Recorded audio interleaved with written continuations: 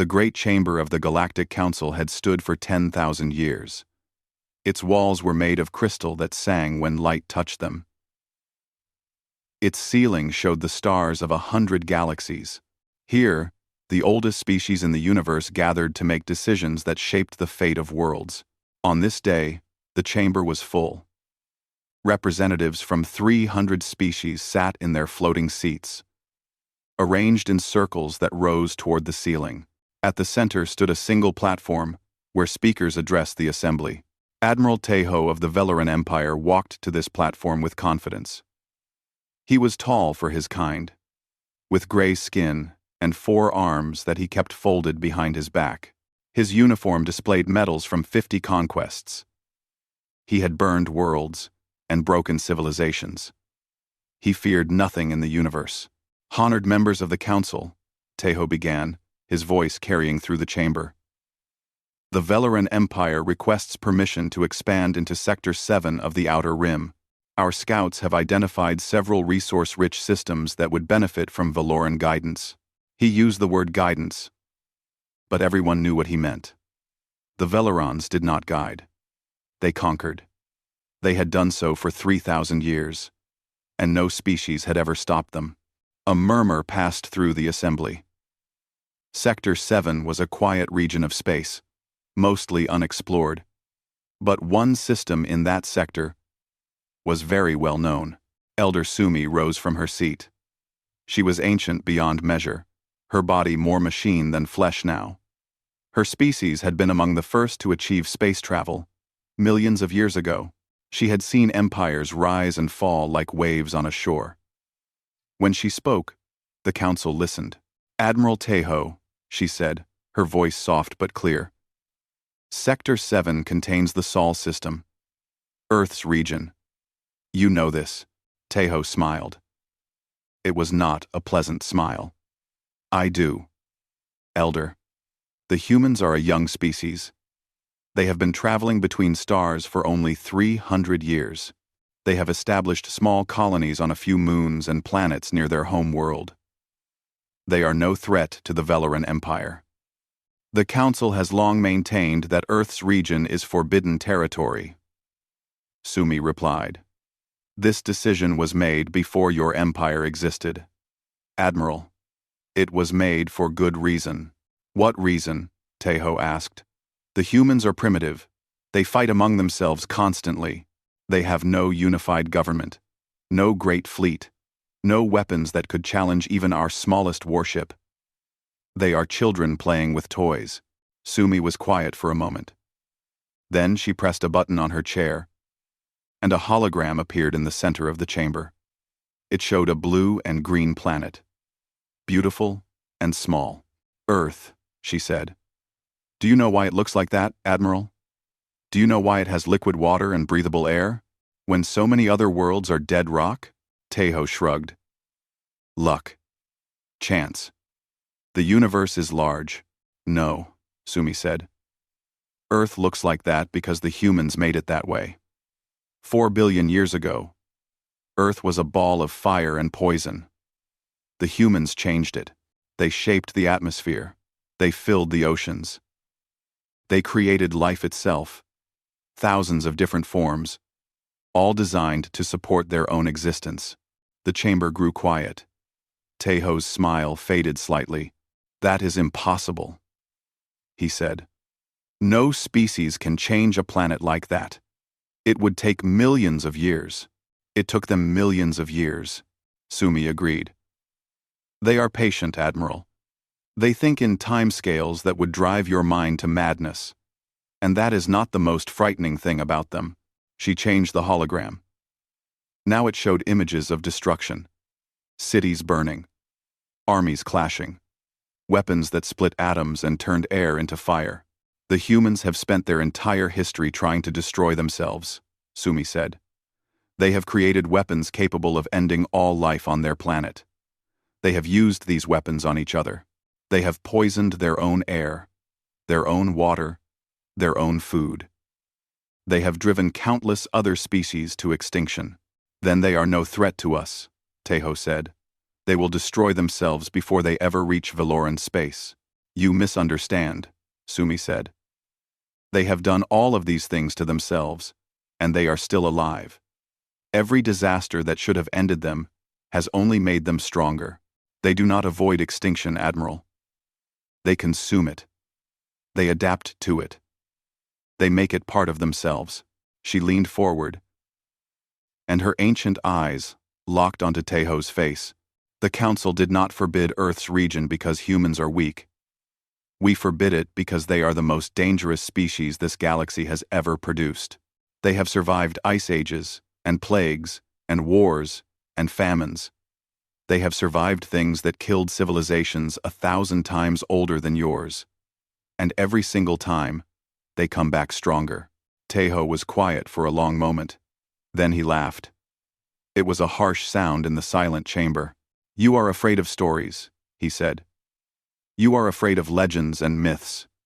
The Valoran Empire is not built on fear, Elder. It is built on strength. We have conquered 3 galaxies. We have broken species that the Council said could not be broken. The humans are just another primitive race that has not yet learned its place in the universe. He turned to address the full Council. I did not come here to ask permission, he said. The Valoran Empire takes what it wants. I came here as a courtesy, to inform you of our intentions. We will enter Sector 7. We will bring the humans under Valoran control. And we will use their resources to expand our empire even further. Sumi shook her head slowly. Then you will die, she said. All of you. Your fleet. Your soldiers. Perhaps your entire empire. The humans will not submit. They do not know how. They would rather burn everything they have built than let another species control them. We shall see, Teho said. He stepped down from the platform and walked toward the exit. His officers followed him, their boots echoing on the crystal floor. Sumi called after him. Admiral. Teho stopped but did not turn around. When the humans come for you, Sumi said. And they will come. Remember this moment. Remember that you were warned. Remember that your pride brought your ruin. Teho laughed again and left the chamber. 3 days later, he stood on the bridge of his flagship, the Conqueror's Pride, and looked out at his fleet. 500 warships. The largest invasion force the Valoran Empire had ever assembled. Each ship carried thousands of soldiers, hundreds of weapons, enough firepower to crack a planet in half. Emperor Dowan himself had given the order. The humans would be conquered. Their worlds would be stripped of resources. Their people would serve the Empire. Admiral, Lieutenant Yuna said, approaching with a datapad. She was young, smart, and loyal. She had served under Teho for 10 years and never questioned his orders. But today, her face showed something he had rarely seen in her. Doubt. What is it? Teho asked. I have been studying the human archives, Yuna said. Their history, their wars, their technology. And? Yuna hesitated. They are strange, Admiral. They are not like any species I have studied before. They should not exist. They should have destroyed themselves 100 times over. But they are still here, still growing, still spreading. Teho put a hand on her shoulder. They are just another enemy, he said, and we have never lost. He turned to his fleet commander. Set course for the Sol system, he ordered. We enter human space in 6 hours. The fleet moved forward, 500 points of light against the darkness of space. They did not know what was waiting for them. They did not know that the humans had been watching them since they left Valoran space. They did not know that the war had already begun, and they did not know that they had already lost. The Valoran fleet emerged from hyperspace near Jupiter, the largest planet in the Sol system. Admiral Teho stood on the bridge of his flagship and looked at the gas giant through the viewing screen. It was beautiful in a way, he thought. Orange and red and white, with storms larger than whole planets. The humans had built colonies on its moons. Soon, those colonies would belong to the Empire. Scan the area, Teho ordered. Find their defense stations. Find their ships. Lieutenant Yuna worked at her console, her fingers moving quickly over the controls. The ship's sensors reached out across millions of kilometers, searching for any sign of human presence. She found nothing. "Admiral," she said, her voice uncertain. Tejo frowned. "Empty?" "Yes, sir.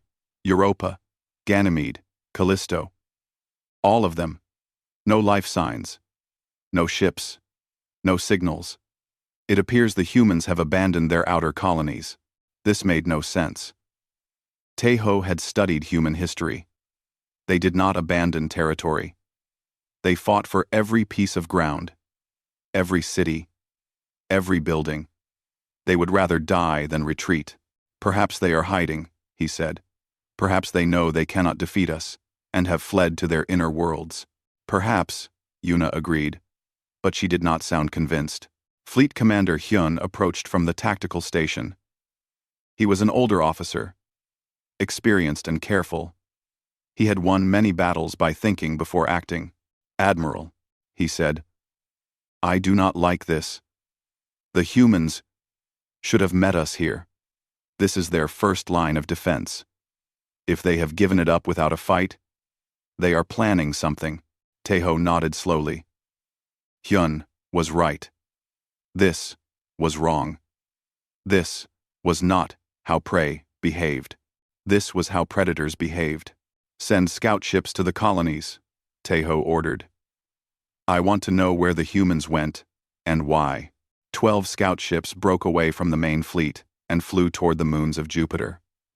They were fast and well armed, each carrying a crew of 50 soldiers. Tejo watched them go, small points of light against the massive planet. They reached Europa first. The colony was built under the ice, in the ocean beneath. The scout ship descended through a tunnel that the humans had melted into the frozen surface. It emerged into a vast cavern filled with buildings and walkways and lights, all empty. "There is no one here," the scout commander reported. "The colony has been evacuated, but they left everything behind. Furniture, equipment, personal belongings. It looks like they left in a hurry. Search for any information," Tejo ordered. "Computer files, documents, anything that tells us where they went." The scouts searched for an hour. They found nothing useful. The humans had erased their computers and burned their documents. They had left nothing behind that could help the enemy. The other colonies were the same. Empty, abandoned, silent. The humans had vanished like ghosts. Tejo stood on his bridge and thought about what this meant. The humans knew the Valorans were coming. They had time to prepare, and instead of fighting, they had retreated. Why? Then the message arrived. Every screen on every ship in the fleet suddenly showed the same image. A human woman in a military uniform, sitting at a desk in a simple room. She had dark hair and calm eyes, and she looked at the camera as if she could see through it, as if she could see every Valoran soldier watching her. "Admiral Tejo," she said. "I am Fleet Commander Jisoo of the United Earth Defense Force. Welcome to our system." Her voice was quiet and steady. She did not sound afraid. She did not sound angry. She sounded like someone who had already won. "We know why you are here," Jisoo continued. "We know what your empire has done to other species. We know that you do not negotiate, that you do not show mercy, that you take what you want and destroy what you cannot use. We know all of this because we have been watching you for a very long time." Tejo felt a chill run down his spine. Watching them? For how long? The Valorans had never detected any human ships or probes in their space. How could the humans have been watching them? "You were warned," Jisoo said. "The Galactic Council told you to stay away from our region. You did not listen. Your pride would not let you listen. So now I will give you one more chance, and this will be the last." She leaned forward slightly, and her eyes seemed to grow harder. "You have 72 of your hours to withdraw from our system. All of your ships, all of your soldiers. Leave now, and you may survive. Stay, and you will be destroyed. This is not a negotiation. This is not a request. This is your only mercy." The message ended. The screens returned to normal. The bridge was silent. Every officer was looking at Taeho, waiting for his response. Lieutenant Yuna spoke first. "Admiral," she said, "perhaps we should consider her offer. We do not know what weapons the humans have. We do not know where their fleet is. We are fighting blind. We do not retreat," Taeho said. His voice was cold and hard. "We have never retreated. We will not start now. And certainly not because of one woman's threats." He turned to Fleet Commander Hyun. "Move the fleet forward," he ordered. "Set course for Mars. We will find the human fleet, and we will destroy it. Then we will take Earth and show them what happens to species that threaten the Valoran Empire." The fleet began to move. 500 ships, flying in perfect formation, heading deeper into human space. They passed the orbit of Mars and entered the asteroid belt. This was a region of space filled with rocks and debris, the remains of a planet that had never formed. The humans had mined this region for centuries, extracting metals and minerals to build their ships and stations. Now it was a graveyard. The first ship to disappear was a cruiser near the edge of the formation. One moment it was there, flying steady and strong. The next moment it was gone. No explosion. No distress signal. Just silence. "What happened?" Taeho demanded. "Unknown, Admiral," Yuna said. "The ship simply stopped transmitting. Sensors show it is still there, but there is no power. No life signs. Send a rescue team." A shuttle launched from a nearby ship and flew toward the dead cruiser. It docked with the airlock, and the soldiers went inside. They never came out. Another ship disappeared. Then another. Then 5 more.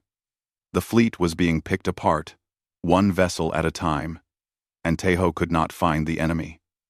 There were no human ships on his sensors, no weapons fire, no missiles. Just death.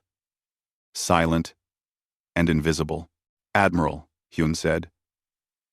"We do not retreat," Taeho said again. But his voice was less certain now. Yuna suddenly looked up from her console. "Sir," she said, "I am receiving a transmission from one of the dead ships. Video feed from an internal camera." "Show me." The screen changed to show the interior of a Valoran cruiser. The corridors were dark, emergency lights flickered, and the walls were covered in something. It took Taeho a moment to understand what he was seeing. The walls were covered in a black substance, like moss or fungus. It was growing, spreading, consuming the metal itself. And in the middle of the corridor, lying on the floor, was a Valoran soldier. He was still alive. His mouth was open in a silent scream. The black substance was growing over him, into him, becoming part of him. Then the feed went dead. Taeho stared at the empty screen. His hands were shaking. He had seen many terrible things in his years of conquest. He had seen worlds burn and species die. But he had never seen anything like this. "What is that?" Hyun whispered. No one answered. The fleet pushed forward, out of the asteroid belt, toward the inner planets. They had lost 47 ships, 47 crews, thousands of soldiers, and they had not fired a single shot. Ahead, the planet Mars grew larger in the viewing screen. It was red and cold, a desert world that the humans had been trying to change for centuries. Taeho could see their cities on the surface, their stations in orbit, and he could see their ships. The human fleet had finally appeared. Hundreds of vessels, small and fast, arranged in a defensive formation around Mars. They were waiting for the Valorans. Fleet Commander Jisu's voice came over the communication system. "You did not listen," she said. "I am sorry for what comes next." The human ships began to move. The battle had begun.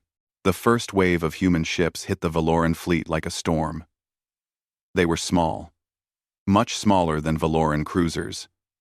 But they moved with a speed and coordination that Taeho had never seen before. They did not fly in straight lines. They twisted and turned and spun, dodging weapons fire that should have destroyed them. "All ships, open fire."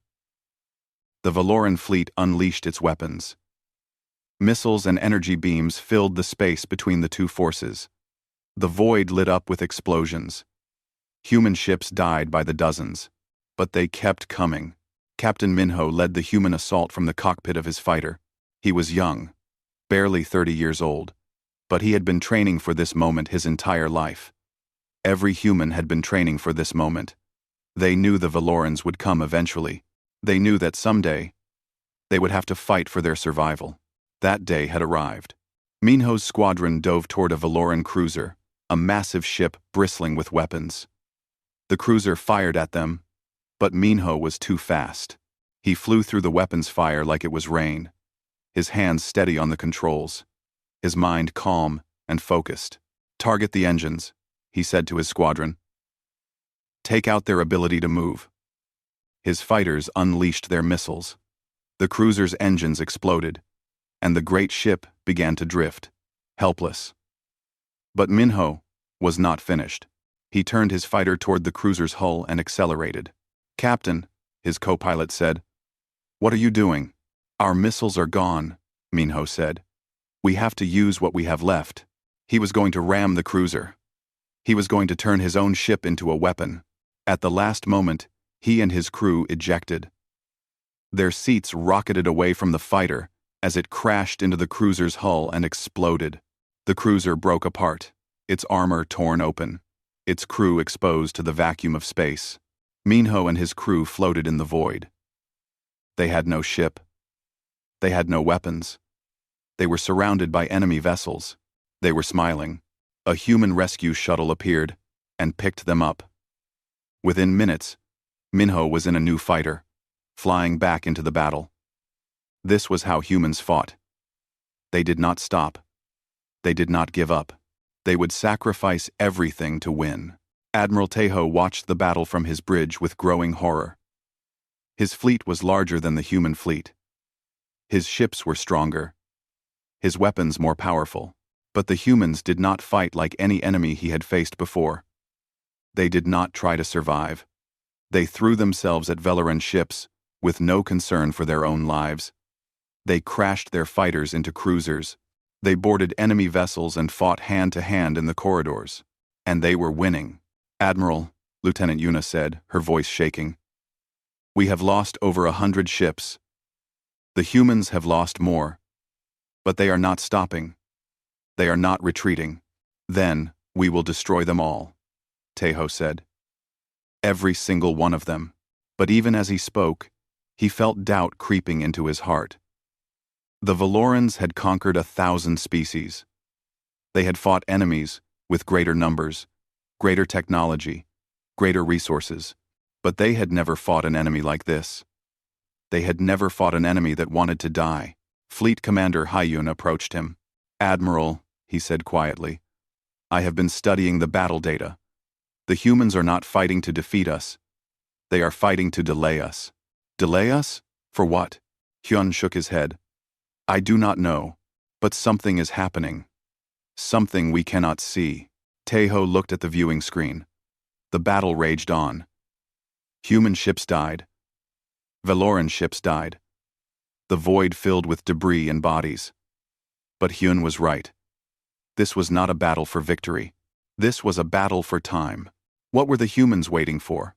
Then Yuna found the answer. She had been searching through ancient records, files that the Galactic Council had sealed millions of years ago. Files about Earth, about humanity, about what they truly were. "Admiral," she said, "I need to show you something." She put the information on the main screen.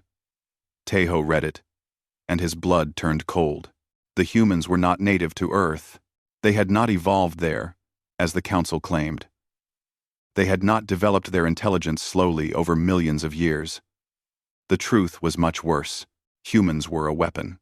Millions of years ago, a great war had been fought across the galaxy. A war between species so old that their names had been forgotten. In desperation, one side had created a new form of life, a species designed to survive anything. A species that could adapt to any environment, resist any disease, recover from any injury. A species that would never stop fighting, never stop spreading, never stop evolving. They called them humans. The humans had won the war. They had destroyed everything. They had consumed entire civilizations and used their resources to grow stronger. They had become the most dangerous force the galaxy had ever seen. And then, when there was nothing left to conquer, they had turned on their creators. The surviving species had joined together to stop the humans. They could not destroy them, because humans could not be destroyed. So they had imprisoned them instead. They had found a small planet on the edge of the galaxy. A world with harsh conditions and limited resources. They had put the humans there and sealed the region off from the rest of space. Earth was not humanity's home. It was their cage. For millions of years, the humans had been contained. They had forgotten their true nature. They had built civilizations and destroyed them, over and over again. A species at war with itself because it had nothing else to fight. But now the Valorans had opened the cage. They remember, Yuna whispered. They remember what they are. Tejo stared at the screen. His fleet was dying around him. His soldiers were being slaughtered. And he finally understood the truth. He had not invaded human space. He had awakened them. On the human flagship, Fleet Commander Jisoo watched the battle with calm eyes. She had known this day would come. Every human had known. It was written in their blood, in their bones, in every cell of their bodies. They were not peaceful. They were not kind. They were survivors. They were predators. And they had been sleeping for far too long. Commander, her tactical officer said, the Valorans are pushing through. They will reach Earth orbit in 6 hours. Jisoo nodded. Let them come. They need to see what they have awakened. She pressed a button on her chair. All ships, she said, fall back to Earth. Let the Valorans follow. Let them think they are winning. The human fleet began to retreat. They pulled back from Mars, back from the battle, back toward their home world. The Valorans followed, hungry for victory, eager to finish what they had started. They did not know they were walking into a trap. They did not know that Earth had been waiting for this moment. They did not know that the humans had never forgotten what they were. On his bridge, Admiral Tejo watched the human ships retreat. He should have felt relief. He should have felt triumph. But he felt only fear. The humans were not running. They were leading. Admiral, Hyun said, I think we should stop. I think we should take what ships we have left and return to Valoran space. We can tell the Emperor that the humans are too dangerous. We can tell the Council they were right. Tejo shook his head. We cannot go back, he said. We have come too far. We have lost too many. If we retreat now, the Empire will see us as cowards. The Emperor will have us executed. He straightened his uniform and lifted his chin. We go forward, he said. We take Earth. We end this. The Valoran fleet moved on, following the humans toward their home world. They had 200 ships left. They would need more. The Valoran fleet reached Earth orbit at dawn. Admiral Tejo stood on the bridge of his flagship and looked at the planet below. It was beautiful. Blue oceans, green land, white clouds. It looked peaceful. It looked harmless. But Tejo knew better now. He knew what lived on that world. He knew what he had awakened. Scan for defenses, he ordered. Lieutenant Yuna worked at her console. Her face grew confused. Admiral, she said, I am not detecting any orbital defenses. No weapon platforms, no shield generators, no military stations. Tejo frowned.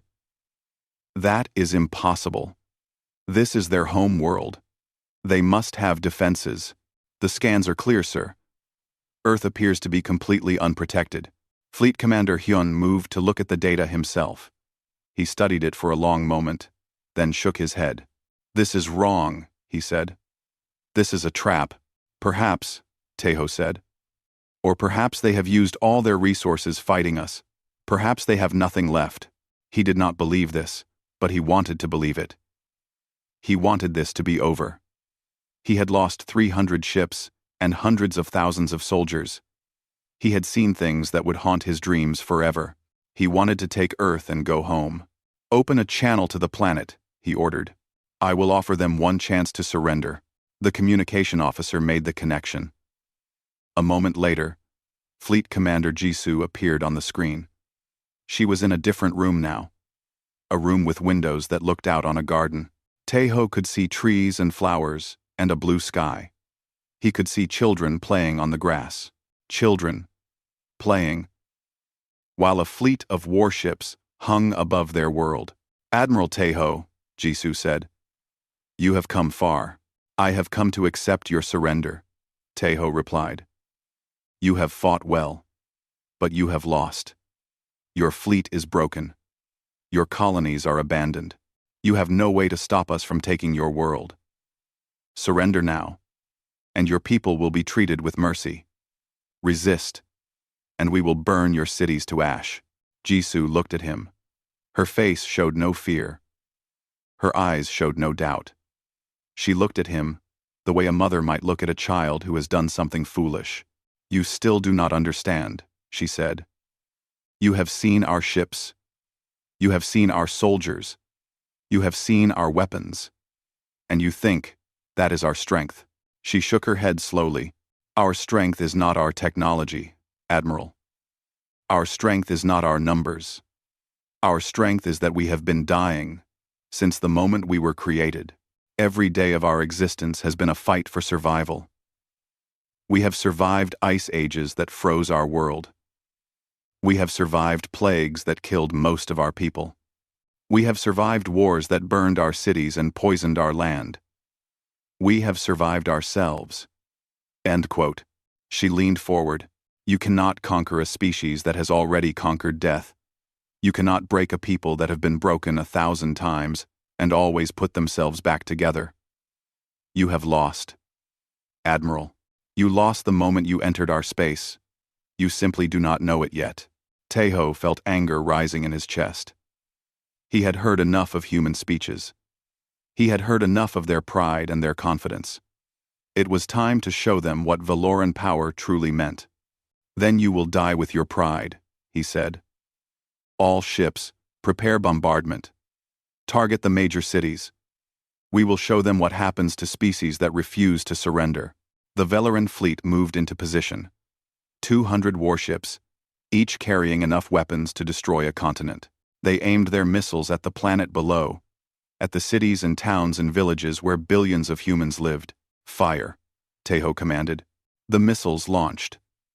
Thousands of them, streaking down toward Earth like falling stars. They would hit the surface in minutes. They would kill millions. They would burn the planet clean, but they never arrived. Earth's moon moved. It was impossible. The moon was massive, a quarter the size of Earth itself. It could not move quickly.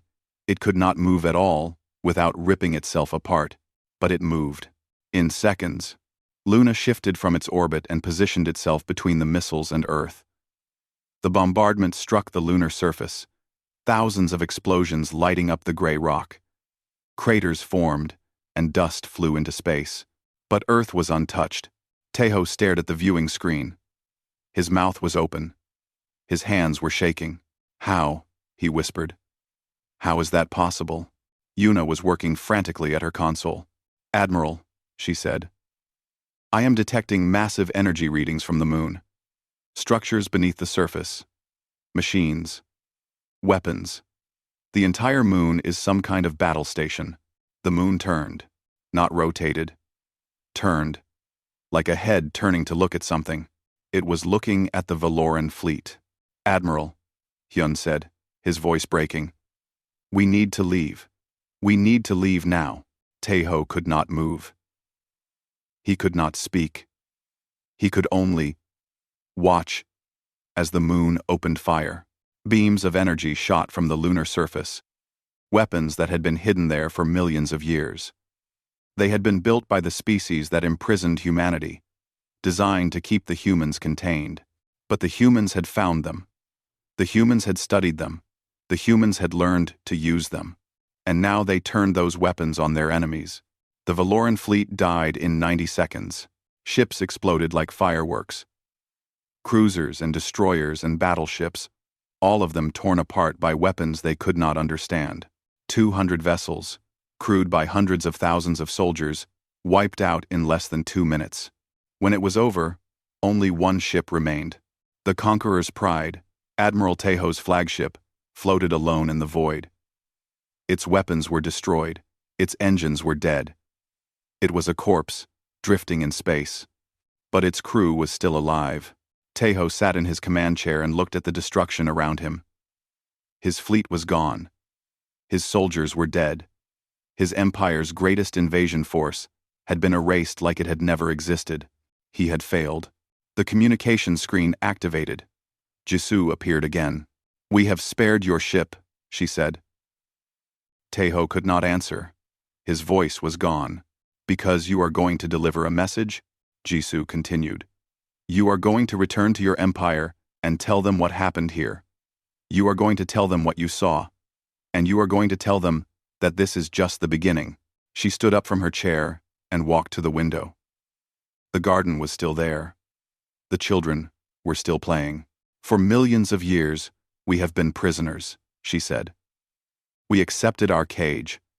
We made it our home. We forgot what we were. But you reminded us. You came to our world with your ships and your weapons and your pride. And you reminded us that we are not peaceful. We are not kind. We are survivors.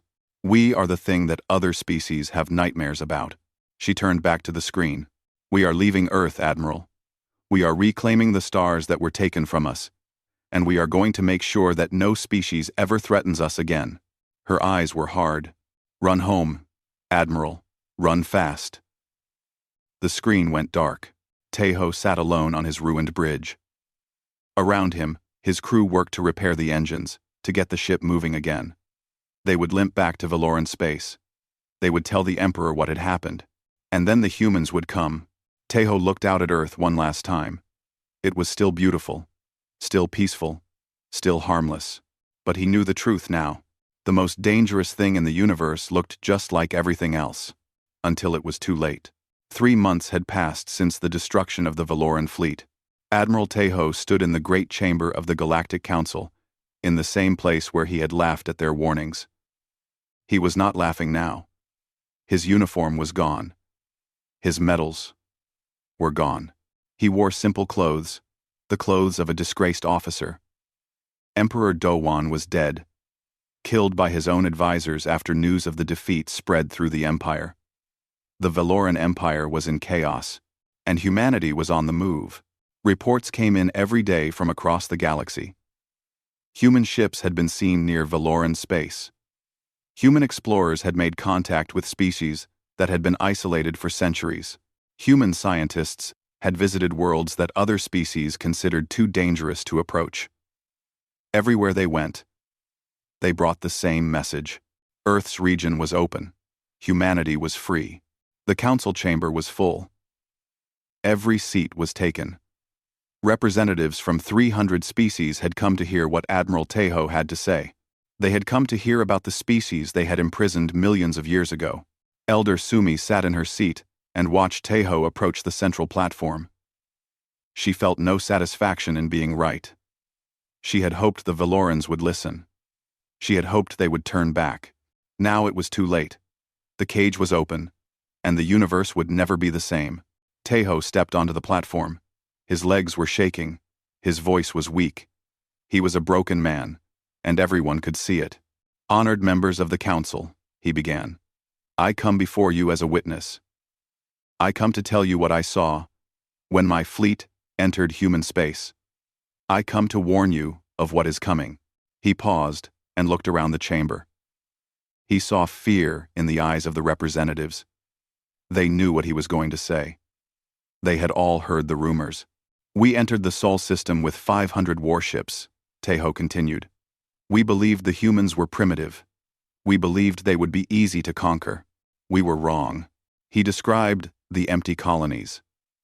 He described the black substance that consumed his ships in the asteroid belt.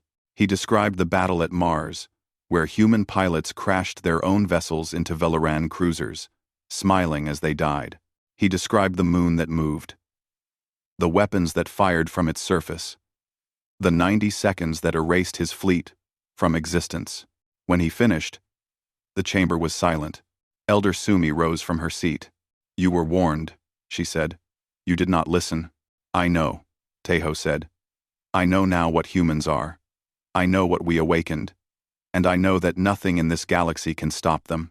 He looked at the council with desperate eyes. "We must prepare. We must build our defenses. We must unite against them, every species, every world. It is the only way to survive." Sumi shook her head slowly. "You still do not understand," she said.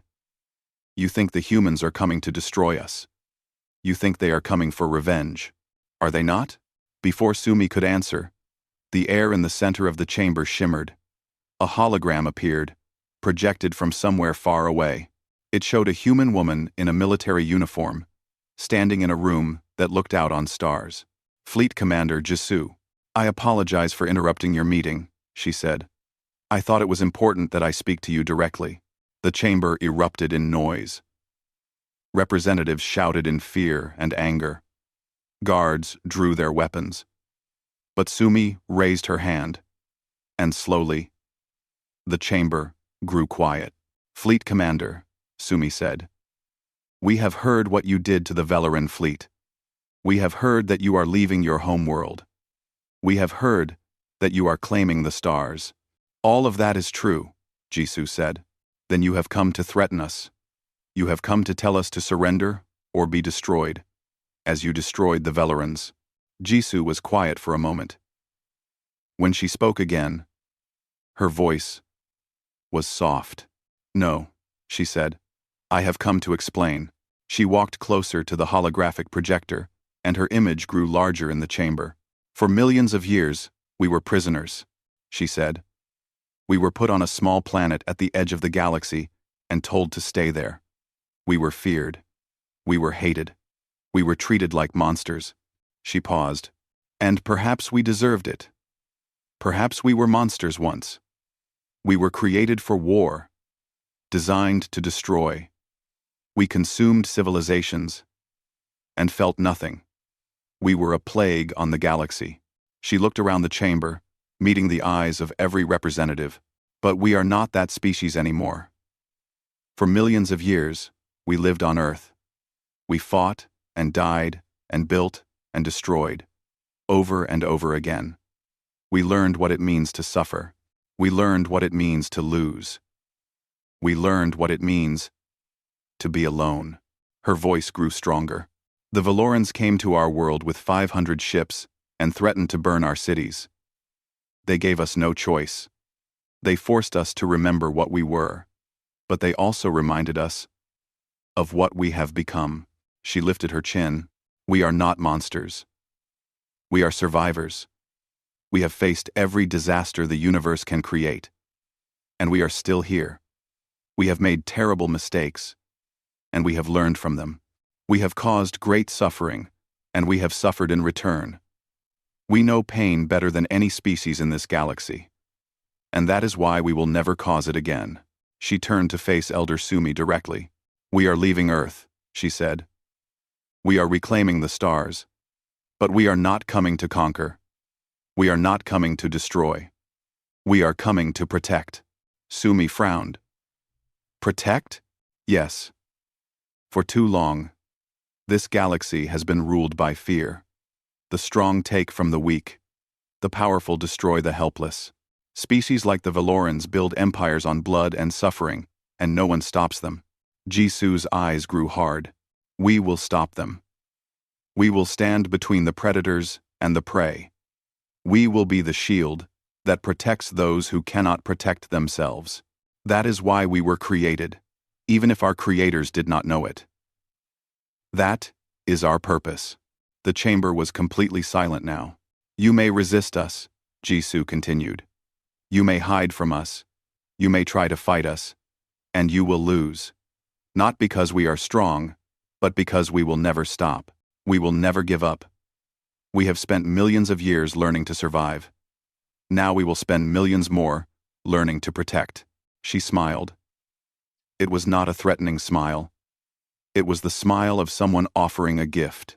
Or you may welcome us. You may join us. You may let us help you build something better than what came before. A galaxy without empires. A galaxy without conquest. A galaxy where every species, no matter how small or how weak, has a place. She spread her hands. The choice is yours. We are coming. Either way. But we would rather come as friends than as enemies. The hologram flickered and began to fade. We do not forget kindness, Jisoo said.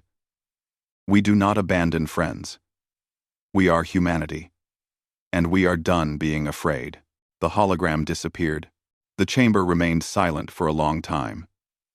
Then, slowly, Elder Sumi rose to her feet. The council will vote, she said. We will decide how to respond to humanity's offer. She looked around the chamber at the 300 species represented there. Some were ancient and powerful. Some were young and weak. All of them were afraid. But I will tell you my vote now, she said. I have lived for millions of years. I have seen empires rise and fall.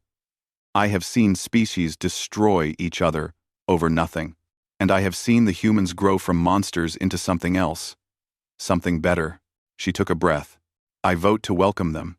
I vote to let them protect us. Because I believe that Fleet Commander Jisoo is telling the truth. I believe that humanity has changed, and I believe that they may be the only thing that can save this galaxy from itself. She sat down. One by one, other representatives began to stand. They gave their votes. Some voted to resist. Some voted to hide. But most voted to welcome. When it was over, the decision was clear. Earth's region was open, and humanity stepped forward to meet the stars.